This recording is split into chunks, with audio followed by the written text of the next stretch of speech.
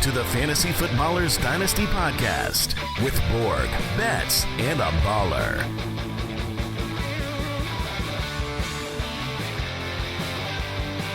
Welcome in. Wednesday, October 29th here. Fantasy Footballers Dynasty podcast. I'm your host, Kyle Borganoni. I'm joined by Matthew Betz and Mike Wright. Hello, hello. Guys, it's week 9. How did that happen? Well, because it was week 8. Before that was week 7? But did week 8 actually happen? That's the question. Ask the Falcons, Kyle. Ask the Falcons. See, I don't even care about the Falcons. I don't. I really don't even. I don't care at all because I did take a step away this past week and went camping. And when I came back, it's like the NFL didn't know what it was doing anymore. The Mercedes-Benz was just burnt to the ground when you came back to Atlanta. What a stupid team. See, Mike couldn't get hurt because his team was on bye. And I mean, I know that the other two guys, the Cardinals rants have been very strong. I truly am emotionally disconnected from. I don't give two farts. You're at that part of the relationship. Yeah, I care that the offense sucks and that the coaching staff is inept, but it's like I care about every coaching staff. I would be, if other teams were doing what the Cardinals were doing, I would be upset with them. But the Cardinals, whatever. You can't hurt me anymore. You don't get my resources, man. Time is money. Amen. You need to tell people that because I think there is a level of fandom, and maybe you're one of those people. You love your team and you will stick with them and just think about it no matter what. There is a level of saying, like, I don't have to give my heart away to you all the time. Yes, I'm in full agreement. We've had that conversation several times. I mean, in office, we did it on the Footcast, and I'm just like, it's a transactional thing. Like, you guys over there don't get to make your millions of dollars, like the coaches, the owners making billions of dollars. And you're just like, and not put out a product that's good enough. You don't get to get you don't get everything. While all I just get is pain and sadness. Yeah, Betz. So I remove myself. I mean, hey, the vibes are back in Philly. It's so funny, man. The NFL fandom is hilarious. Where it's like 1 week, we might win the Super Bowl. Next week, burn it all to the ground, trade them all away. It's so funny how reactionary the NFL is, but. Going back to the Falcons, there may not be a team in the NFL that I have less of a clue of who they are than the Falcons. Like that team before the bye week, the score was pretty close against Buffalo, like the final score.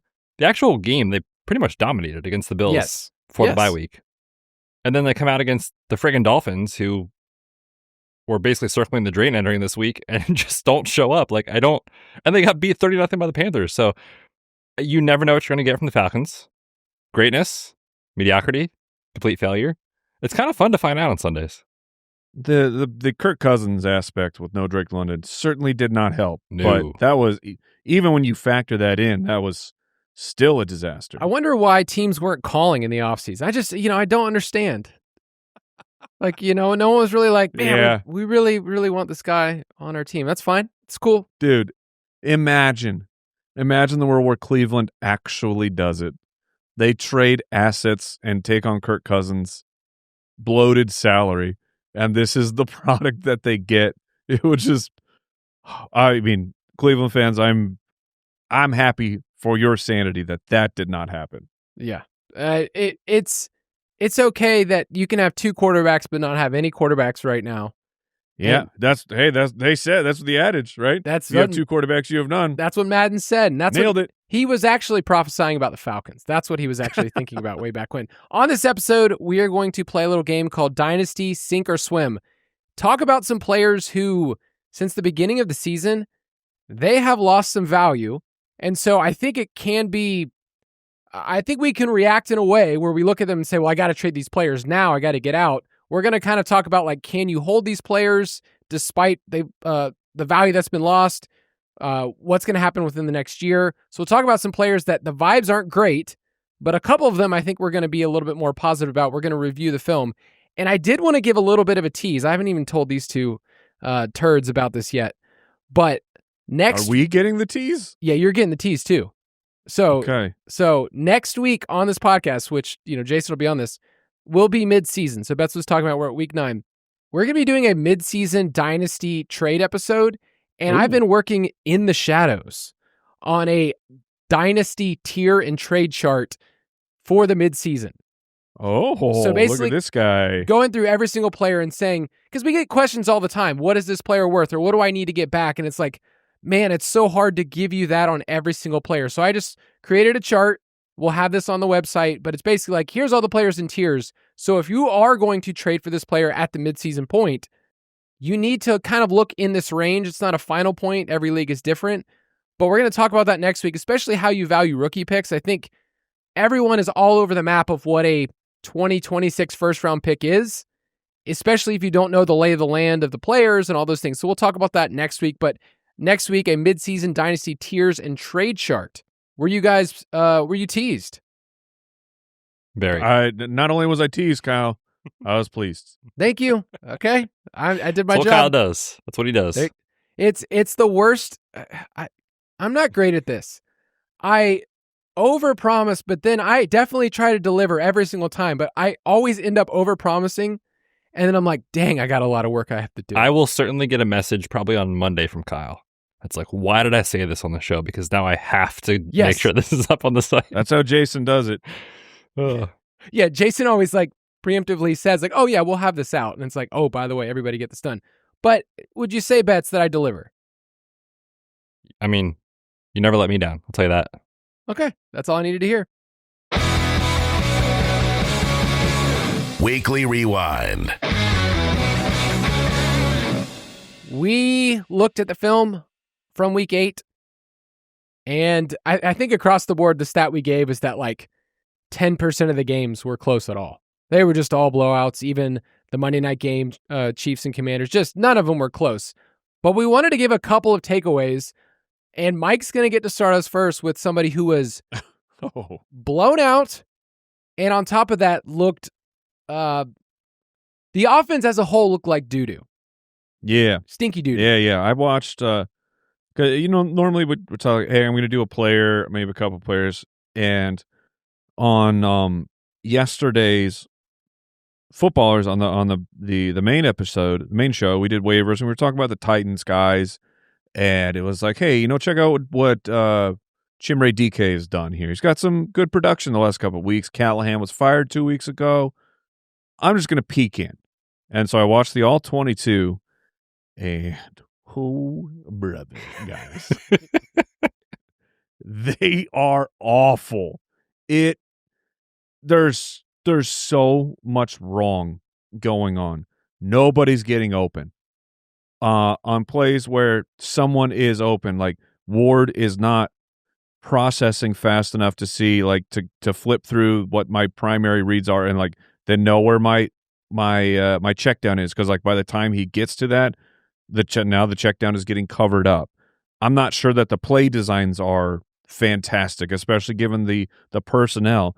Io Manor had at least 2 that I can remember, just nasty, horrific drops.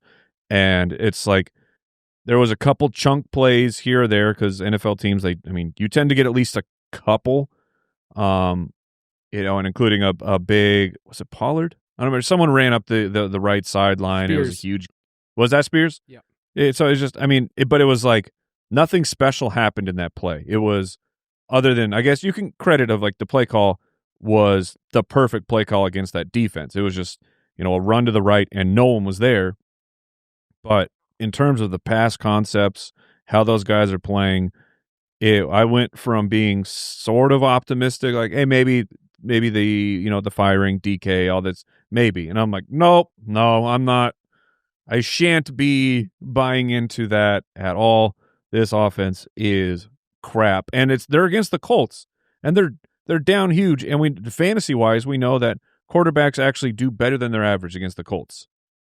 And maybe that ended up being true for Cam Ward, because it's been such a horrific rookie campaign. But I left it's a single game, but I left that single game just nauseous, sad, disappointed. I mean, any superlative for negative you want to throw it in there. That's how I felt watching that film, and I don't want to do it again. Would not Oh, recommend. man. Would not recommend. I would not recommend. If you don't got to grind the film, just take my word for it. It was bad. Yeah, this is, I mean, obviously, like this year, we kind of know it's pretty much over. Like, they're on sim mode for the season. Like, let's just get to the offseason and regroup and figure it out and get to the draft. Like, that's clearly the top of the priority for the Titans. But, like, I think the real discussion comes down to, like, what this means for Cam Ward in the short and long term. Because as we've talked about on this show, specifically with Mike, it's like so much of a young quarterback's success in their career, especially early on, has to do with circumstances around them. Play caller, weapons, offensive line, just the ecosystem around them. And right now, like literally, it couldn't get worse. I mean, Van Jefferson is like this team's wide receiver 2. I don't know. Like he's running all the routes. Like I don't know. That can't be an option in today's game. It cannot be an option. Yeah, it's bad. I mean, the fourth down decisions too for Mike McCoy were just like maybe they are just tanking and trying to lose. And in that case, good job, Mike. You did your job. But like, 4th and 3 on the opponent's side, you're down 10 points. Like just give your guys a chance. Like they punt the ball away. The next play after the punt, which by the way goes into the end zone, so it's like a net of like 24 yards. The next play, Jonathan Taylor, 80 yards to the house. So they got what they deserved. Yeah, it's completely unserious operation right now. That phrase, Betz, the tanking. What's that? The completely unserious operation. Just like that's a good quote for what's going on. They don't know what they're doing. I mean, how is it still happening in the year 2025? Like everybody knows the football guy stuff. Got to take the points. Got to punt here. Thankfully, it's not nearly as bad as it used to be. Honestly, I mean, even 5 years ago, you would have us, data nerds being like, "No, you go for it right here. You're not going to net very many yards." And then, of course, that's when that boom punt into the end zone. You're like, congratulations, you moved the ball forward 20 yards. Like that is, or you pick up 2 yards and you start your whole sequence of downs over, and then maybe you get points. Things are better, but speaking to the Titans tanking, and we readily admit this during the NFL season. I'm not in college. I'm not in the prospect world at all. I don't get there until about January. So I can't tell you, is there a true number one quarterback? I mean, I know the name Arch Manning. I watched the first couple games, and it sounds like he's probably not even going to be in this year's draft. But it's like, is there a guy who's so good that should the Titans get the number one pick, they'll have to go, do we just take the new quarterback? Like, is that possible? You guys are in college more than me. I would be shocked on both fronts if there is a guy that emerges as that good of a prospect, because right now the quarterback class largely has been very disappointing. But then also, like, I think that whoever they hire to bring in as the next coach in the new scheme and all those things is going to be focused around Cam Ward. I would be surprised if they throw in the towel 1 year after taking him with the first overall pick. That's my read on the quarterback class anyway. I don't think there's a guy that's like, you got to take him no matter what, even if you took Cam Ward. There's intriguing prospects that have moved from, they were on like the list of like fringe, 10th best quarterback in college to, oh, wow, that's an intriguing name, but not the same, pedigree that we've had in the past. So, I mean, they could pull, like you're saying, like a Josh Rosen, Kyler Murray. Where it's like, hey, yeah, that's what I'm talking. Rosen was the number one overall pick. He was, 10th or whatever? Something like that. Okay. The problem with Ward, we brought it up in the prospect profiling, he just doesn't run. His 3% scramble rate is the same as like Geno Smith. It's barely above what Tua's doing or Mac Jones. Like, it's just like there's free fantasy points that we need in the game that we play, and you're not getting those from Ward right now. In college, he danced around and was able to make plays outside the pocket. And in the pros, he's just getting sacked over and over. I think it's 72 sacks he's on pace for. So, yep. You just kind of have to move forward. And if you have him in Dynasty, do not just sell him for beans, but you can't expect to like get much of anything this year. Like even you might get 1 or 2 weeks where he ends up being a top 12 quarterback out of garbage time booty points, and that's it. So has he been close at all? I think he had 1 week where he got, was that the Cardinals week? He has had 1 week where he cracked the top 20, and that was this week. Brother, my guy, how is this possible? It was the bye week. It was the bye week. Dude, QB, no, I'm saying how is this possible? QB 32, 27, 21, 31, 26, 28, 22, 17. So wait, Okay. so this week was his high in fantasy points at 12.8. That's what I'm seeing. Great film, Mike. You're watching the good stuff. All right, Betz, you're up next. Let's be a little more positive in this segment. Eagles are going into their bye Homer. week. Oh, gross. You watched Philly? We are so back, brother. This is not going to be objective at all. Birds are going to win the Super Bowl. No, I'm just kidding. Obviously entering. So if we rewind 2 weeks ago against the Giants on that Thursday night game, woof! Like it was Punched so in bad. The face. Scattaboo punched us in the face, man. And Jackson Dart, and it was just a train wreck. And at that point, it was like, okay, going into their like mini bye week off the Thursday, there was questions of like, do they change play calling with Petula? Like, does something get switched? Because it was very vanilla. If you guys recall in the first month, very little pre-snap motion. Everything out of shotgun, for the most part, was a pass, and everything out of the under center formations was a run. It's like, it's not hard to figure out what's going to happen here for the Eagles. But it was really encouraging over the last 2 weeks. They had a lot more play action attempts under center. So I don't know if Hurts spoke up, if Sirianni spoke up or something, but the last 2 weeks, things have really changed in Philly as far as what they're doing before the snap and their alignments. And what you saw is actually the explosive plays come back for the offense. So going into week 7 against Minnesota 2 weeks ago, they had called 5 total play action passes from under center in the first month and a half. But in that game where they changed it. That's a fireable offense. So bad. I mean, everybody in Philly was like ready to, run Petula out of town. But in the Minnesota game, Jalen Hurts was 4 of 4 on play action under center for 121 yards and a touchdown. Then this past week against the Giants, and yes, it's the Giants and they had some injuries defensively and all those things, but they went under center for 24 of their 57 plays. So like the game plan has shifted and they've really changed what they're doing before the snap, which obviously it's a small sample, but has had a huge effect on Saquon Barkley running the football. We finally saw him get back on track last week. And Jalen Hurts is hitting big plays on somewhat of a consistent basis recently. Obviously, no A.J. Brown this game. They hit a shot play to Jahan Dotson, but I'm excited if this sticks moving forward about what it can mean for the explosive plays that we were so used to from the Eagles last year and in previous seasons as well. But encourage, I don't want to say it's like definitely here to stick, but at least there's signs that they're changing what they're doing, whereas before it was so vanilla, so archaic in terms of their, pre-snap ability. Now it's at least evolving a little bit. Going into the bye week, hopefully it continues coming out of that. Wonder if he had a review after the first month, like a little job review. It's like, hey man, what have you been doing for the last 5-6 months? Like, what was the plan? I mean, they were winning games. They were just going to figure it out. Gosh, I mean, it is nice to see. We'll talk about Saquon a little bit later in this episode and what you do with him. I know we're waiting on the groin injury. They're going on bye, so a lot of things up in the air. But the Eagles, the passing game is fun to watch. When it works, it's like, okay, well, there's a reason why Devonta Smith was a first round draft pick, because he's awesome all over the field.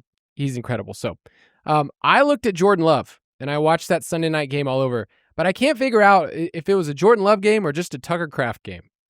That was my takeaway, because Jordan Love threw for 360 yards, 3 touchdowns. He had 20 straight completions. That's the headline. But 68% of his yards were after the catch. And by 68%, it felt like it was Tucker Kraft just punching guys left and right, saying I'm bigger than you. You're scared of me. I also, watching the film, I realized that Pittsburgh, gambled a ton. It was their highest blitz rate of the year, and they tried to play man-to-man. And when you have somebody like Tucker Kraft, he's just like, okay, cool. I'm going to get to take you guys on one-on-one. So Love's stats were really good. He was really good against the blitz. All 3 of his touchdowns were against the blitz. He's now number 1 among all quarterbacks in EPA per dropback, which is expected points added. I just want to caution people to say that some of those stats, I don't know if they're Love. I think they were more like Kraft boosting some of those things. But what's great about Love is he's just very, very open to spreading the ball around. It's very much like how Mahomes was for a couple of years. Their defense was really good, and you kind of were just like, hey, this week it's a Kelsey week, this week it's a Rice week. You're just kind of spreading the ball around. When he's been under pressure this year, the only quarterbacks with lower completion percentage under pressure than Jordan Love are Caleb Williams, Joe Flacco, and your boy Cam Ward, Mike. So it's very much like get the ball out fast if we're blitzed. Hopefully we get yards after the catch. And I think they're still waiting on these big plays. Like they hit Christian Watson on one of them. I think they're still waiting on Matthew Golden to just click, and I think it will. Like as much as we clown on Golden as a dynasty asset. What do you mean by click? I think that he will catch one of these bombs eventually. Oh, well, of course he did. Marquez Valdez-Scantling eventually caught some of them. That's what I mean. It's going to click, Mike. It's just going to click. He's going to just catch. But also, I don't know if they should have used the first-round pick on the dude. Oh, yeah. Okay. You love that, don't you? I can tell you this, that Andy and I have a little back and forth of stats that I bring up about Golden, and then he'll bring up a good stat about Golden. Yeah. So, I don't, you know. What are the good stats? It's like a per target thing, you know. You got to really dig deep. See the 40 time, Mike? I did. It's very impressive. Yeah. Well, check that. My takeaway for Jordan Love is simply this. He's a really good low-end QB1 in Dynasty, but I think he's going to keep having volatile weeks where they don't need him, and he's not going to pile up the attempts. This is a game plan where they said, hey, we're going to throw against the Steelers, and it worked. But I think you're going to have games where it's like Josh Jacobs 25 times. Yeah, of course. I'm curious, I haven't gone back and watched to see, when Tucker Kraft when he's hitting on those big plays, are those when Christian Watson was on the field? I'll need to sort that way because Watson, I didn't figure out the numbers, but I'm so just asking that as a question of dude. Christian Watson is Christian Watson is who Matthew Golden wishes he was, like that fast, but also very large and very strong, and so I think Christian Watson really matters to this offense and the passing attack. Yeah, I think. I mean, to their credit, they've done an awesome job with kind of building and matching different archetypes of receiver and pass catchers that fit together perfectly. You think about Watson, he's going to airball a bunch, he's going to have one or two catch games, but defenses when he's on the field and he's healthy, and he'll get healthier as the weeks go on, have to respect the fact that he can just run by them, right? Matthew Golden, same thing. That he's Will Fuller. Well, Kyle, come on. That he can open it up. And when he does that's fine. Fuller before Will Fuller got hurt, that dude was awesome. That's what I'm saying. They have to respect him. For sure. And then you open up the intermediate area of the field and the flat for Tucker Kraft to just be a yak monster. They have mixed and matched very, very well. So I'm a huge fan of what they're doing as an offense. For fantasy, it's kind of annoying because they spread it out so much and it doesn't really concentrate volume anywhere, but outside of Tucker Kraft. But yeah, really nice game from Jordan Love. The thing about the Steelers, man, it's so interesting. They're so stuck in what they do. Tomlin's we're blitzing, but Jordan Love has crushed the blitz all year. I don't know if you guys saw the clip from Rex Ryan that circulated before this game. I think they were previewing Sunday Night Football. It made its rounds on Twitter, and he was talking about do I trust Jordan Love in a big game? Absolutely not. You can't trust him. He's got to turn the ball over, all this stuff. And it's funny, people are recirculating it now after he just shred on Sunday Night Football in primetime. He's getting freezing cold takes. Yeah, exactly. Exactly. So yeah, impressive performance from Jordan Love this week. All right, let's take a quick break, and then we'll jump right in.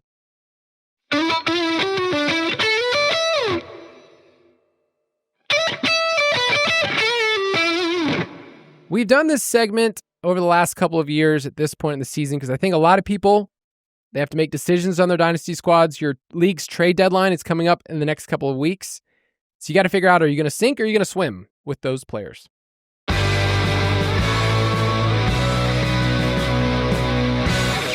Splash. There we go. That's the drop. That's what we got. The segment called Sink or Swim Splash. AKA Splash. So, everyone's just going to splash then. They're going to sink? Well, it's really you're floating on, a door in the middle of the Atlantic, and you got to ask yourself, what are we Titanicing? Yeah, are you just going to drop them to the bottom? Because I know How that. big's the door? Could Jack actually fit on this with me? Mark Rober did an actual study on that, and he said that she could have kept him on there. Well, he could have fit, but could they have actually both gone on at the same time? He says they could. When he did the study, and Rober, he's the former NASA guy. Yep.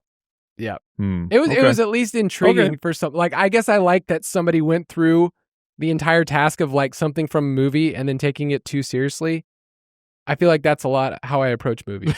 That's how you live your life with your Mighty Ducks spreadsheet tracking all goals. Well, you look at it as a movie. It's just a documentary on Pee Wee hockey to me. I want to bring up a kind of controversial player because I still think that with our podcast, all of us secretly just want this player to be great. And I don't know if that ever blinds us. So Marvin Harrison Jr. is in his second year. He's 23 years old. And in my heart of hearts, I need to admit, I have Marvin Dynasty. I have him in the Ballers main Dynasty. I have him in one of my Superflex leagues. And I want him to be great. But I have to ask the question because that's a very happy tune for where I feel like I'm at with Marv today. Are you in a good spot with Marv? No. Okay. No. Kyle, come on, don't ask silly questions. It's horrifically painful week one, we got pump faked. I feel like week one, wide receiver 14, 5 for 71, the touchdown. We're all flexing. The pants are gone. They've been incinerated. Week 2 against Carolina, 2 for 27. Okay, that's all right. It's all right. It's no big deal. 3 for 44. We are back. We're back. And the pants are on, and they're locked. They're double belted. No, I mean, and then, hold on. Let me pull up Jacoby's.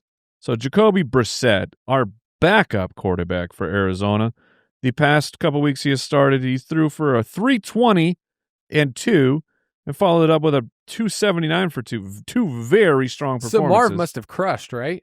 Marv in those games, 2 for 32 and 2 for 58. Yeah.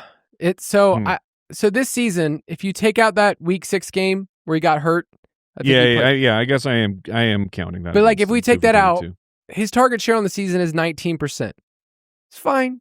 It's fine. No, that's not fine. That's not even close to fine. It's terrible for what we want. I also went through and looked at all of his routes this year. And I remember at the very beginning of the season, I was like, all right, after that first week, we're getting the Marv routes we want. We're getting the crossers. Guys, we're kind of back to where we were. It's not much has changed. He's been pressed at the line by opposing defenses on 34% of his routes. So teams are like, hey, if he doesn't get going, then Where's those big muscles that he worked all offseason? Oh, the biceps. You can't get off press? Guys, he has the 3rd most receiving yards against press this year of any player. Just because he's getting pressed so much? Yeah, because he's pressed a lot. That's the flaw in statistic. Here's the problem. Sounds like a Matthew Golden statistic. Okay, this is my question I want to ask you guys. Was he born into the wrong era for fantasy football? Okay. Because 2025, the way that the modern NFL works is mostly zone, 70% of the time. And also, he was born at the wrong time to play with Kyler Murray. So it's both of those things together hurt him. Where if Marv was part of the 2009, if he's a Des Bryant dude in that era, do things change? No, well, Des Bryant is super dog. I mean, that you got to start. There's a big difference between the way that Des played and the way that Marv plays. So no, I would say no to that premise. I mean, he's born in the wrong era of he's with a completely dysfunctional and inept offense that they have no idea what they're doing, and then you mix that in with a quarterback who his literal superpower is running and being super mobile and being able to evade and make things happen. He doesn't use that superpower at all. He does not want to use it. He wants to be a pocket passer, and then the moment he starts running, it's because it's now, I don't want to take a hit. That's all he cares about, seemingly. watching it. It looks like a player who just doesn't want to stand in, take the hit, and get the huge chunk play.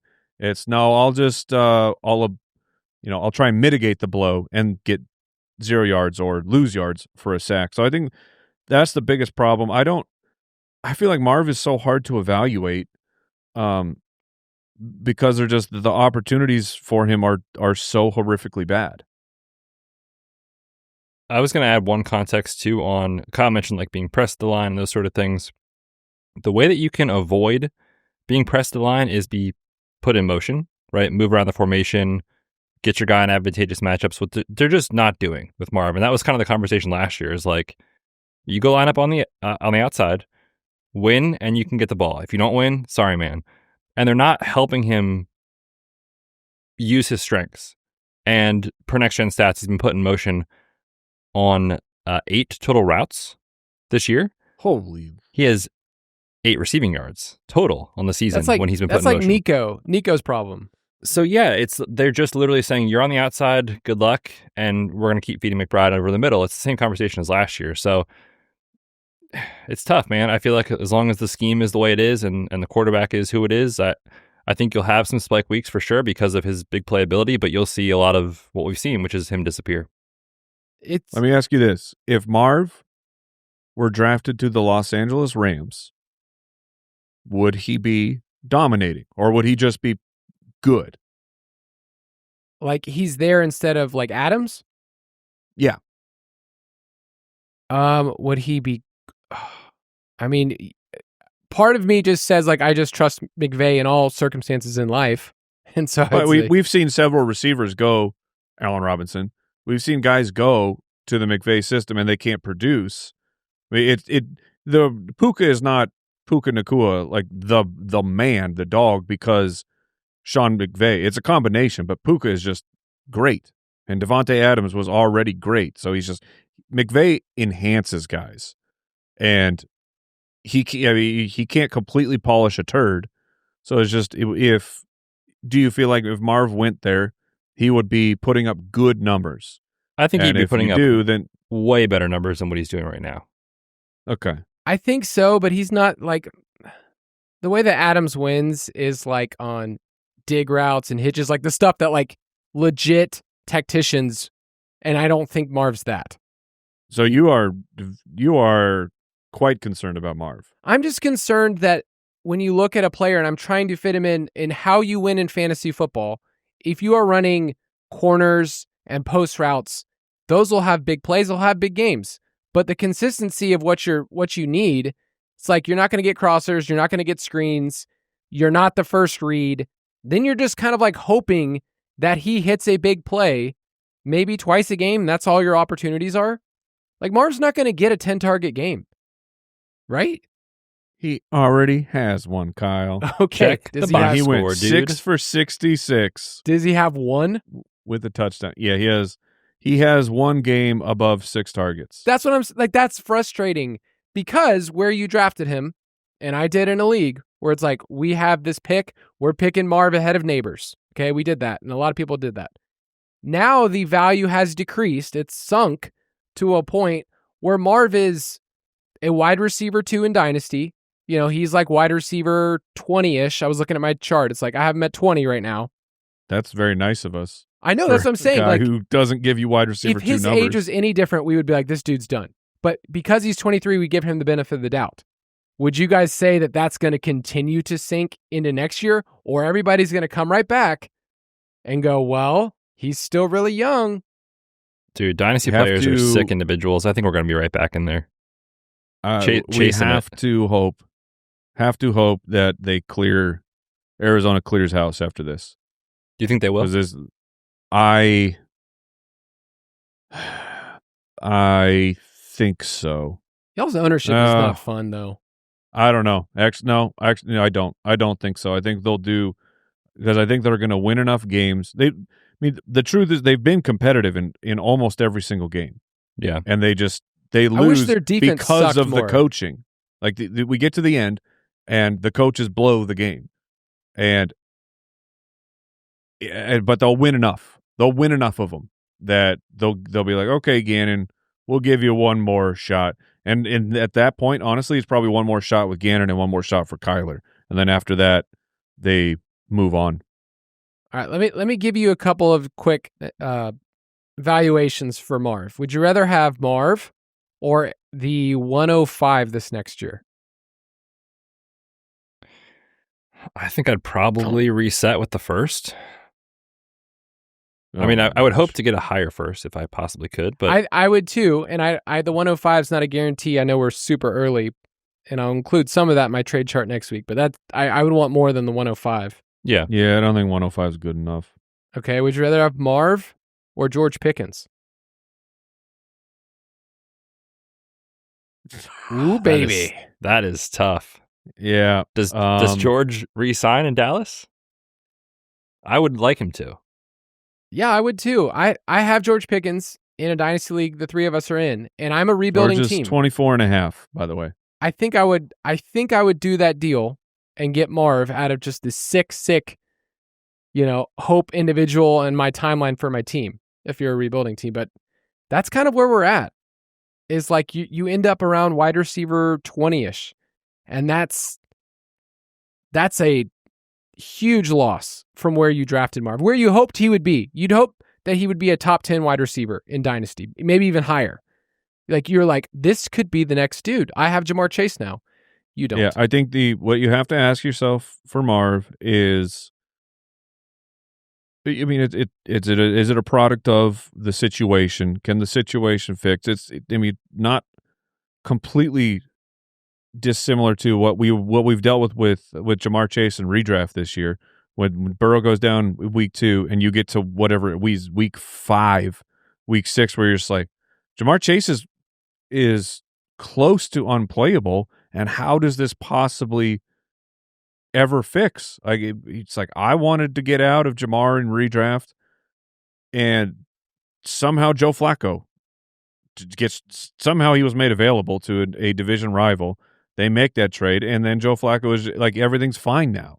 So that's the hardest part, I think, about Marv, is knowing that the potential still exists, but he's not going to turn into Jamar Chase, though. Yeah. I don't think. He won't turn into Malik Neighbors. I think you're hoping he is I don't think he's going to turn into Nico Collins either. So you're hoping that he's like wide receiver 10 to 12 is like, I think that's probably the ceiling now.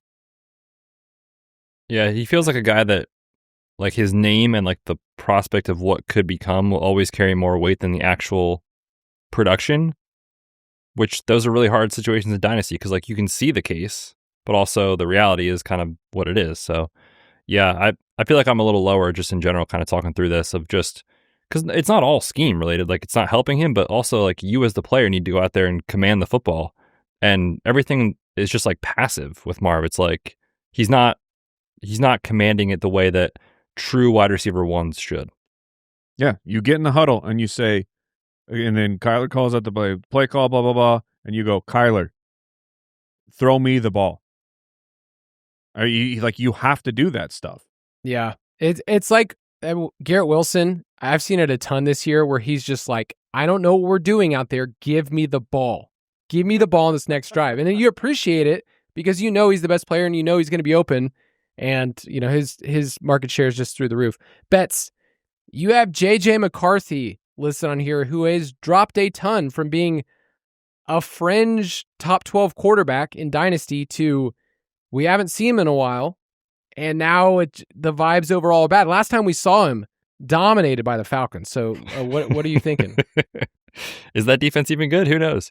Yeah, just to remind everybody of kind of the course of how we got here with J.J. McCarthy. Obviously, he misses the entire rookie season, right? Meniscus injury. Comes back in week 1, played against the Bears. The first half was a train wreck. The second half left the light on of like, okay, we saw some mobility, we saw quicker decision making, we saw some stuff that you were hoping to see when you have him in Dynasty. And then in week 2, as Kyle said, against the Falcons, it was pretty much a disaster.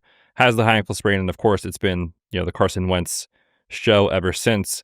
But the fact is what it is like, this is the time to find out about J.J. McCarthy. If you're the Vikings, the tricky thing for me on him is like, again, we talk about situation, we talk about scheme and all those things helping young quarterbacks. The scheme is there with Kevin O'Connell, I believe. Obviously, it's hard to drop a better 1-2, receiver room than Justin Jefferson and Jordan Addison.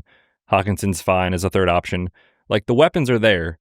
When the offensive line is healthy, that support is there. But that's my concern in the short term for J.J. McCarthy is left tackle Christian Darrisaw had ACL surgery in the offseason. He left early last week because he aggravated it with soreness. So who knows kind of where he's at. They still don't have their starting center. The right tackle has been out. And the concern with McCarthy is right now, in small sample size, but when he's been under pressure, it's been pretty abysmal. So can they figure that out? Can they get that back on track? And can we kind of see some life from McCarthy in the system that we obviously have seen great quarterback play from in the past? The matchups coming up for the Vikings as far as pass game is pretty much, it's hard to drop a better spot.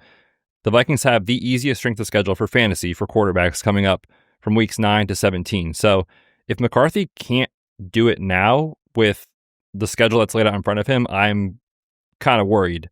At the same time, you can make the case, look, this guy's banged up. He didn't really have a rookie year. Maybe we need to ride it out through all this stuff. So I feel very stuck on J.J. McCarthy because I was a believer coming into the season. And obviously, there's been nothing on the field that shows you that you should feel otherwise. So hopefully he can get it back on track here down the stretch. I'm looking at my chart right now, my beautiful chart, and I have him at QB 17. And it's in Dynasty, there's a bunch of names there that I'd rather have Brock Purdy right now than JJ McCarthy. I would too. It makes sense, yeah. Okay. Would you rather have Kyler? I think I do. I don't think so. That one's tough. I don't think so. I think I'd rather swing for the upside of JJ McCarthy hitting.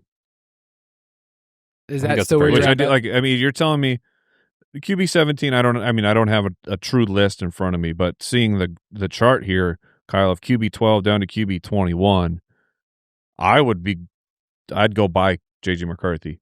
I think that's a good point to bring up. The first couple games, I get it.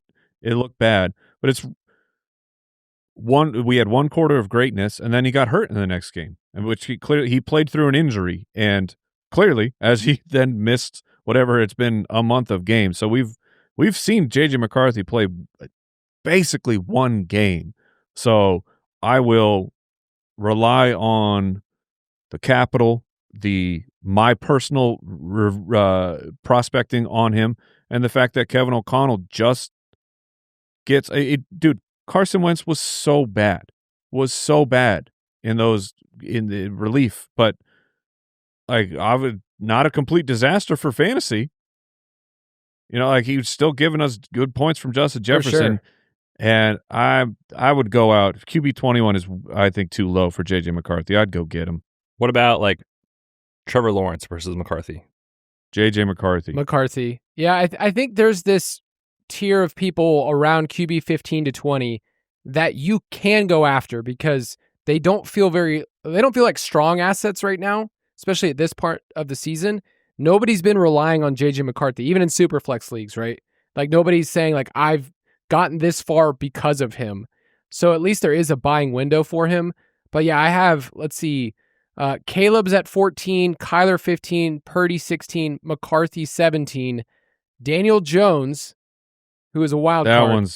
That one is extremely difficult. Yeah. Did you guys see the report that the Colts would like to sign him to an extension? I did not, but I could have told you that was going to be the report. Yeah, it did come out after before this past week's game. But that's what I mean of J.J. McCarthy or Daniel Jones. I think that does have to be Daniel Jones, unless you just are so anti-Daniel Jones. You're like, this is exactly like the 1 year that he had with the Giants, where it was just terrible year, plays great. They have to give him an extension. Terrible, or whatever the order is. Do you think that he just turns into a pumpkin after this? I don't think that he does. I think that he's finally around an adequate system that's utilizing his strengths. The weapons are perhaps not elite, but very good. I mean, the Colts wide receiver room is quietly very good. They don't have that one guy whose name is Chase or Jefferson that you're just so pumped about. But Michael Pittman's a stud. He's a very good football player. He's not Jefferson, and that's okay. So I think he gets signed. I mean, I don't know what kind of collapse would have to happen for him to not get. I mean, they would have to miss the playoffs somehow, because even if he goes and they go in the playoffs and they have an embarrassing first game exit of the playoffs, it will still be considered a very successful season. Yes. For the Indianapolis Colts. And it's like, how do you possibly not keep re-rolling? So J.J. McCarthy, Daniel Jones, I'll go Daniel Jones. This tier of Dynasty just feels like one of those that year to year, the rankings are much more volatile than we think, because we know there's already a turnover of a third of the league year to year from starting quarterbacks. And yet all of these guys in that QB 15 to 20 range seem like they're safe bets, and yet there's room for just things to move around. McCarthy, we had another injury. Where's Stroud on your magical list, Kyle? Stroud, I have at QB 12, so a little bit higher. What? Yeah, Kyle. 20. Kyle. Is that too high for you guys? If we had a dynasty, you'd rather team have right now, Stroud. and I had Stroud. Have McCarthy. Yeah, say if I had Stroud and you had McCarthy, I would be trading Stroud for McCarthy plus from you right now, and going and sleeping like a wee babby. I like that. What's funny is that I've gotten an offer for Stroud in one of the leagues that we're in, and I didn't need him on this team, but I've thought through this and saying, like, Stroud's played quietly very well recently, despite the play calling. But like I said, these are all in kind of the same tier. Not necessarily like I think I'd rather have Stroud than McCarthy, though. Betz disagrees. I don't know if McCarthy's a boat. I'm pretty sure that Stroud is not. Hey, Like Stroud's good enough to give you a couple of these spikes. You guys abandoned the guy that we loved. No. He abandoned us. He abandoned us, dude. What are you talking about? I mean, last year was disgusting. It would and they got be 18, and then they flushed Bobby Slowick down the toilet. That's fine. Yeah, and they got a Kaylee. Sure, maybe it's just adjusting to the system, but week 5 was a fantasy week that we all saw coming. The Baltimore Ravens were reeling and had they're starting third string guys out there. Of course, Stroud can go out there and look like he's very good. What did he do this past week? Well, just hold on. I'm saying last week, and then he immediately goes to the bye week. You're going the vibes could not be higher. And you finish that up, or you follow that up, a road game to Seattle where you're back to stinky doo-doo and you complete 47% of 49 attempts. Like, sure, 229 yards looks good. You threw the ball 49 times and you got to 230 yards? Nico was there in half the game. It was in Seattle Monday night. And then this San Francisco game, that game, I don't know. There's magic voodoo that the guys in Las Vegas know about that I don't know about. So they knew it was going to happen. I mean, the Niners they had obviously no Nick Bosa, no Fred Warner, Bryce Huff, their other edge defender, out. Are you guys trying to explain Safety was out. Stroud so when being Stroud that can good? play backups, I mean, the dude shreds. When he plays a healthy team. I'm explaining away Stroud actually looking good for 2 games this year. I think Stroud is like a fine QB2 for your team. I will apologize because we do this show I'm on every other week. Jason will be on next week. If Stroud shows up against Denver, I will apologize. Okay, I want to I'm on the show. No, but I also want a written one. Like, I want you to write a note because I know that would take more work from you. But I will write no Pat Surtain. How will we know if this is real? Oh my God, you're right. Of course he's going to look good because he looks good against teams that have injured defensive players.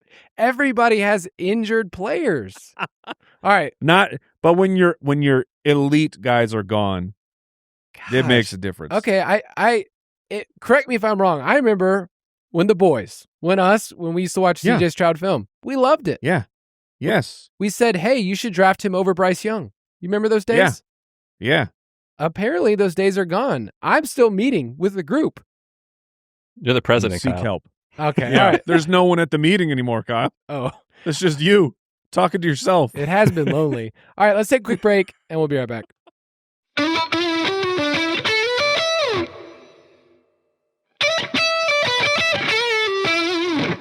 We're back. We're going to talk about a couple more players in Dynasty that have lost value since the beginning of the season. So, Mike, you have a name here, Sam LaPorta, where before the season it was Bowers, McBride, and then we didn't really know. I mean, you could just put LaPorta in as the tight end 3 in Dynasty. So, where are you at with LaPorta? Because I honestly, like in Dynasty, there's so many other young guys around him. I'd obviously rather have Tyler Warren. I'm not an idiot. Tucker Kraft is the hotness. Yep. And then there's all these young guys, Fannin, Gadsden, Loveland, that are rookies that I think over time, those are the players that are more enticing in Dynasty. So where are you at with LaPorta? I think I'm still more in on LaPorta than You I swimming. think most people. Yeah, and we're treading water. We're doing all right. We knew he was overdrafted last year. That one was as easy to see as the C.J. Stroud dominating the Baltimore Ravens of this year. But then you had the second half where like they needed him to come alive, and he did, and he really came through. Now you have this year, what do we got? We have three good games. I'll say one good game, 2 very good games, and then a bunch of kind of duds. What's that, guy? It's absolute poop, the rest of it. Yeah, I'm going to confirm. Yeah, it's poop. It's definitely poop. But in terms of guys that the young players you're talking about, can they become consistent where they aren't just the same type of a thing? Where if they're hot and cold too, okay, well then what's their ceiling on a week-to-week basis? Where LaPorta's is great. Like he has ceiling to be number one guy on a weekly basis. It's there. So I'll agree. So Bowers, McBride, Warren, Kraft, those guys for sure I will take ahead of LaPorta. But then it's like Kittle, who's 32. As much as we love George Kittle, it will fall off. Kincaid, he's making the best of like half snaps, but the fact that he's still a halftime player, then you're same thing. Hot, cold. I think Jake Ferguson and Colston Loveland are the most interesting names to put into the conversation of, do you think that those guys belong ahead of Sam LaPorta? TJ Hockenson, get out of my life. I will not put you in my top 10 when I'm doing my startup rankings during the offseason. It's ridiculous. Why are we chasing this still? The dude stinks. Like, Mike, I wanted to put him on this segment, and Kyle was like, "Don't even bother." Like, it's just there's nothing to talk about. It's like, can you swim while holding a 50-pound weighted vest? Probably not. It's just not even try. Just sink. Just let the water take you away to Davy Jones' locker, where TJ Hockenson should be. Not the man, the fantasy football player. Oh man, he stinks. So frustrating. How do you? So, anyways, really but back feel, to my Mike? point. Jake Ferguson, Colston Loveland. Like Jake Ferguson, I think has a very strong argument to be ahead of LaPorta. Similar situation of it's going to be hot cold because they don't. It's just age difference. That's it. But Ferguson's what, 26? Yeah, they're 2 years difference. Oh no, he's 26 and LaPorta's 24. About to be 27. George Pickens matters. I'll say that. If they re-sign George to a super mega deal, well, then it won't be anything close to what we got to start the season. It'll be like the last 2 weeks where we had 1-0 and one good game. But where are you guys with Loveland versus LaPorta? Well, Betz can speak on Loveland. I don't know yet. We got to make decisions. I know we don't have any data besides this We're week, basically. Still waiting on him to do something. We're still waiting, baby. He did. The biggest thing that Colston Loveland has going for him is he's 21. That's the thing. That's what we talk about in Dynasty. He's 21, and he was the number 10 overall pick. For sure. And this is nothing. Archetype of, if you're rebuilding, like, Loveland is a perfect guy for you. If you're competing in the next year or two, I certainly would want these other names you just talked about. It was nice to see. I mean, it's something to write home about, but 81% of the snaps, he was the every down player for the Bears with Cole Kmet out. 5 targets. It's one game, so what do you know? So yeah, still unsure on Loveland. I'm not throwing in the towel yet after half of a year as a rookie. Remember too, he missed part of the offseason with the shoulder surgery too. So I'm not shocked that it hasn't been great in the first month and a half, 2 months yet. So we'll see as the year goes on. But yeah, just to kind of circle back to LaPorta, it's really tough. Every year we get to this point where we remind ourselves after a year of offseason of dude, the position's pretty deep this year. I mean, any of these guys could emerge. And every year we fall for this trap every year. It's the same thing. Yeah, it's the top piece of candy. The top 3 or 4 guys piece of candy. Are incredible, and the rest are matchup dependent. You may get 5 targets, you might get 1. It is what it is. It was 2. It was Bowers and McBride, but I feel very confident with Warren and Tucker Kraft being up in that tier. So the top tier has at least expanded a couple roster spots. And there's some really good young, up and coming guys too. Fannin has shown a lot as a rookie on a terrible team. Yeah, he really has. So you got to be excited about that if you got him. I think, like I said, Loveland, I'm still leaving the light on. So I do see the dynasty landscape is pretty good overall. Gadsden, yeah, Gadsden's been great. So I take it back. I mean, the tight ends are so back this year. Oh, so deep. We're so in.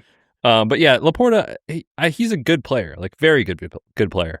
But for our game and for fantasy, kind of with the way the offense is structured, every week somebody is going to lose out in the Lions offense. They can't all have incredible games every week. So you just kind of live with it. And I think, I'm always chasing good players on good teams. LaPorta is that, and he's young. So I think he deserves to be in the, tight end 5 to 7-ish range is kind of where I'd put him.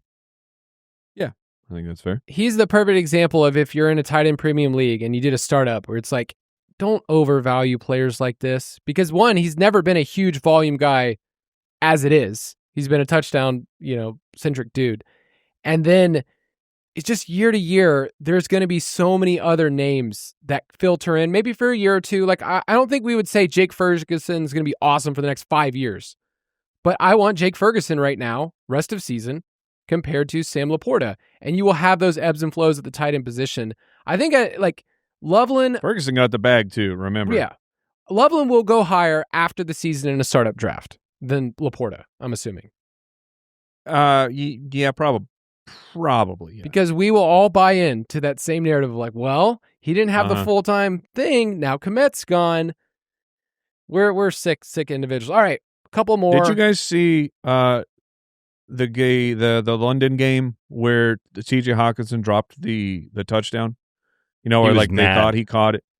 Yeah, that's what I want. I just wanted to bring we had to circle back to this point so it was without a doubt a drop. Without a doubt, this ball hit the ground, and then he tried to scoop it back up and be like, "No, I caught it." And then after the game, he was furious. He's like, "I don't know what a catch is anymore." And I was like, "Dude, it was not even close to a catch. You kind of had the ball, and then it rolled around on the ground, and you picked it back up." That guy stinks. He's definitely risen in the last couple of weeks at the top of the Mike will never touch you with a 10-foot pole list. Correct. Because every time I look at my stream fighter and I'm like, oh man, Minnesota's matchup at the tight end position. Yeah, this is it. This is the week. I've had too much. Fool me 6 times and I'm done. I don't have him anywhere, so I can't disagree with you at all. All right, real quick, rapid round. It's time for Rapid Round. All right, I'm going to name a player, and you're going to tell me if you think their value is going to keep sinking or you're willing to swim and hold with them. Mike, Chase Brown. He was the RB9 in Dynasty at the beginning of the season. He's right now around RB20. Sink or swim? Mr. Physical Therapist, is Joe Flacco going to play football this week?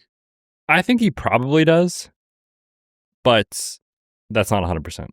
How long does that thing take to heal? I mean, it depends on the severity. The fact that he came back in the game means it's... Stop giving me depends on.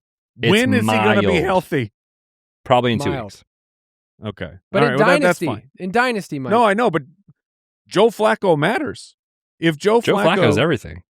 If Joe Flacco was the starting quarterback for the Cincinnati Bengals, Chase Brown is going to have a resurgence. He will put up huge statistics, and the Bengals will see that, and they will be less likely, in my opinion, to free agency bomb him or draft bomb him.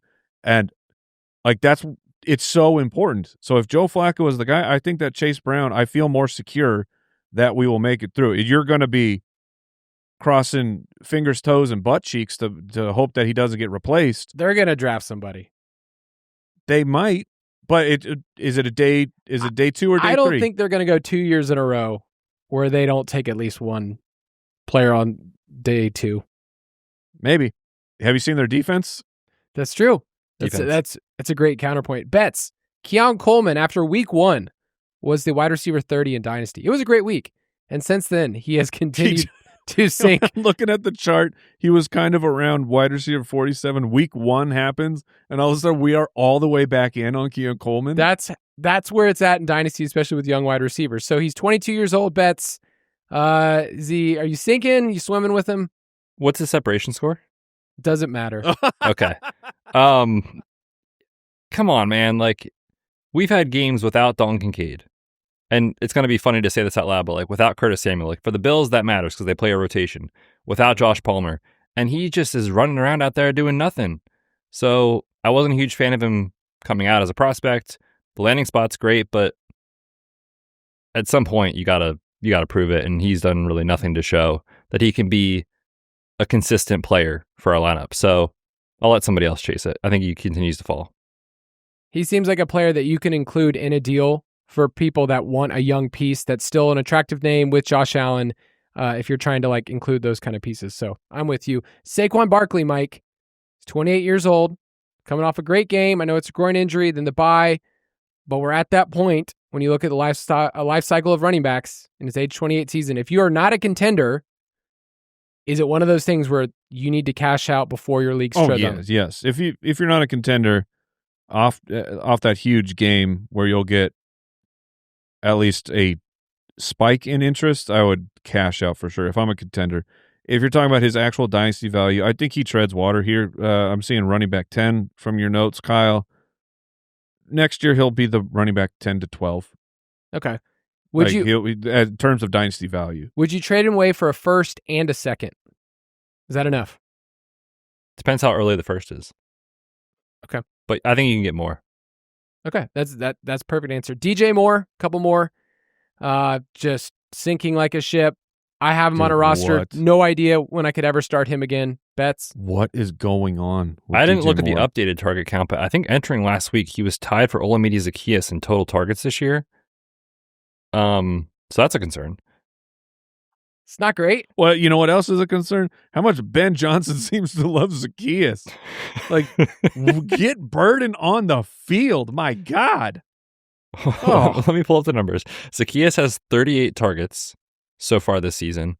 DJ Moore has 38. I see 38 targets. So they're exactly the same. Perfect. Yeah, I mean, one of them has. Oh, hold on, we gotta follow this bit through. Okay, come on. 38 targets for both.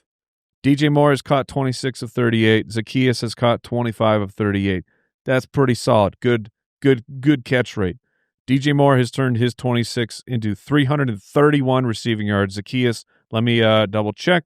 He's turned his 25 into 185 yards. Meanwhile, solid. Luther Burden has turned 13 receptions into 171 yards. What is Ben Johnson doing? It's weird, man. And with Moore, like, do you remember there was a weird vibe to close the season last year, and it kind of carried over a little bit into the offseason of like, you know, there was like the play late in the year where he like wasn't running at full speed and he walked off the field, like that whole thing. And then like Ben Johnson had like public comments about like, I'm paraphrasing, but basically like, if you're not doing your job, you won't see the ball, that kind of stuff. And people were like, is he talking about DJ Moore?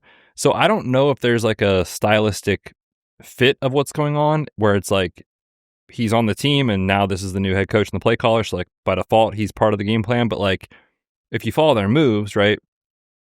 Draft Loveland, draft Luther Burden. Like, are they telling us something before we actually get the information? I've said before, like, I think it's a possibility DJ Moore could be moved at some point, whether it's this offseason for a trade or something, but he's signed to a beefy contract to move. Huge contract, that's right. So he kind of feels like he's stuck. I think it's going to continue to happen where the fall will continue as far as dynasty value, but you can't really trade him away, so it's almost like you're just kind of stuck at this point. All right. He will continue to fall as his bank account continues to rise. Well done. That's good work by his agent. All right, last name I had to have on the dock. It was here before we talked about it, but it's TJ Hockenson. He was on here. And what? Bye. Does he even exist in your player pool in your leagues, Mike? You just have him just muted? No, yeah. I've hacked into the system. I've had him blocked and removed. I was looking at my opponent and I'm like, are you not starting a tight end? And they're like, what are you talking about? I got Hockenson. I was like, oh, so you're not. You're not starting a tight end. Hawkinson's going to come out this week and randomly go for like 6 catches, 50 yards, and 2 touchdowns. Can't wait. That's how hey. And then if he does that, you know what? You're welcome, except he won't. That's right. Feels like you're trying to have one of those like futuristic brain surgeries. You're like, sir, I want you to remove just all memories of TJ Hockenson. I want it to not exist. Like, okay, we can do that. We can do that for you. All right. That's going to do it for this episode. Next week, we will be talking mid-season trades and all things Dynasty rankings. Make sure you check out everything, footplan.com, start sits, everything we have. We'll talk to you next week. Thanks for listening to the Fantasy Footballers Dynasty Podcast. If you want to take your Dynasty skills to the next level, check out thefantasyfootballers.com.